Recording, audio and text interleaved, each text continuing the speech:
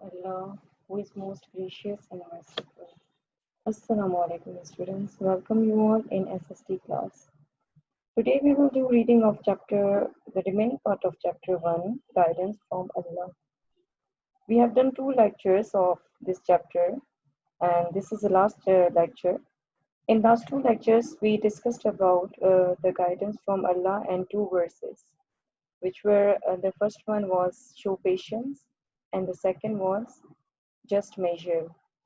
And now in today's lecture, we will discuss about the third verse, which is uh, keep the trust and be just. So let's reading. Keep the trust and be just.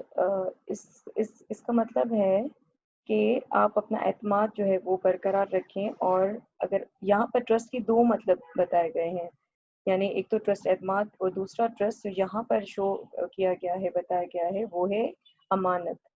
तो keep the trust and be just का यहाँ पर जो मतलब आएगा वो ये कि अगर आप किसी की अमानत आपके पास कोई रखवाता है तो उसके साथ आप इंसाफ करें, जस्टिस करें. तो इसी बारे में ये पूरा पॉइंट डिस्कस हुआ है यहाँ पर. तो यहाँ पर आप देखेंगे पहला ट्रस्ट किससे कहते हैं. Trust is defined as to have confidence, faith or hope in someone or something. Give back the deposit to their owner, जज विद जस्टिस. यानी ट्रस्ट आप सबको पता होगा, यकीन, एतमाद, उम्मीद, होप, एतबार, इन सब ये सब ट्रस्ट में आते हैं. लेकिन यहाँ पर ट्रस्ट की एक और भी मतलब है अमानत. कुरान मजीद में जो ट्रस्ट के वर्सेस बताए गए हैं और काफ़ी जगहों पर ट्रस्ट के बारे में बताया गया है वो एज अमानत बताया गया है. यहाँ पर भी मोस्टली बात वही आती है अमानत की.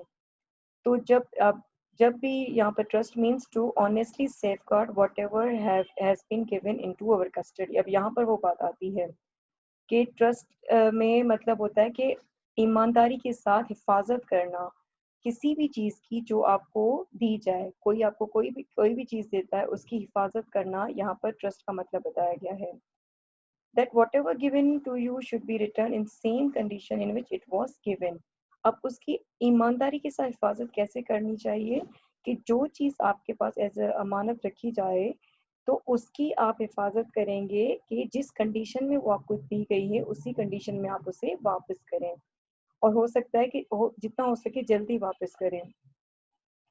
अब उसी कंडीशन से मतलब फिर अगर हम पॉइंट को डिस्कस करें तो ये आता है कि अगर मोस्टली लोगों इसमें क्या होता है कि धोखा देना क्या होता है इस ट्रस्ट में कि अगर आपके पास कोई चीज़ रखी जाती है और आप उसका इस्तेमाल करते हो, यूज़ करते हो, उसे टच करते हो या कुछ टाइम के लिए अपने इस्तेमाल में लाते हो, फिर आप मोस्टली लोग आप देखें यही सोचते हैं कि हम करते हैं यूज़, ख़राब थोड़ी होगी, मैं वैसे की वैसी इसे रख दूंगी या रख दूंगा. तो ये चीज़ अमानत नहीं होती, इसको हम हिफाजत नहीं कहेंगे कि आपने चीज़ बेशक वैसे ही रखी, उसमें कोई ख़राबी भी नहीं आई, कुछ भी नहीं, लेकिन फिर भी आपने उस इस्तेमाल किया, उसकी अमानत में जो है आपने जो उसकी इसे कहते हैं कि आपने उसकी अमानत की हिफाजत नहीं की. तो इसे इसलिए हमें कहा जाता है कि जब भी कोई चीज़ आपको दी जाए तो उसकी अमानत या वो एज अमानत होती है और उसकी आपको हिफाजत करनी चाहिए, उसका ख्याल करना चाहिए. This is called justice. इस बात को कहा जाता है जस्टिस. उसकी चीज़ को आप किस तरह संभाल के रखते हैं, किस तरह उसकी हिफाजत करते हैं, तब आप उसकी अमानत में जस्टिस करेंगे. अच्छा, trust is as fragile as glass which is easy to break and very hard to get back.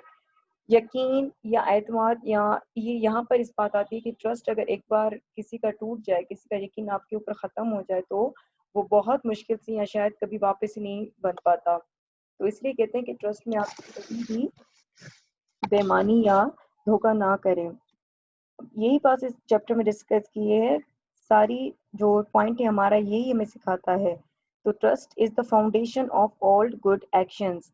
Trust जो है वो बुनियाद है सारे अच्छे कामों की. A Muslim safeguards and interested on him.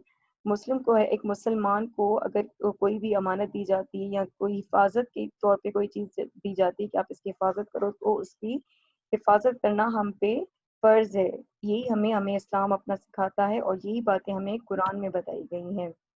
तो ये वो वर्सेस थे तीनों जो हमने डिस्कस किए, जो कुरान में हमें बताए गए हैं, और इन तीनों वर्सेस को आई होप कि आपने अच्छी तरह समझ लिया होगा. So this is the end of this chapter. We will discuss our next chapter in our next video. Till then, take care. Allah Hafiz.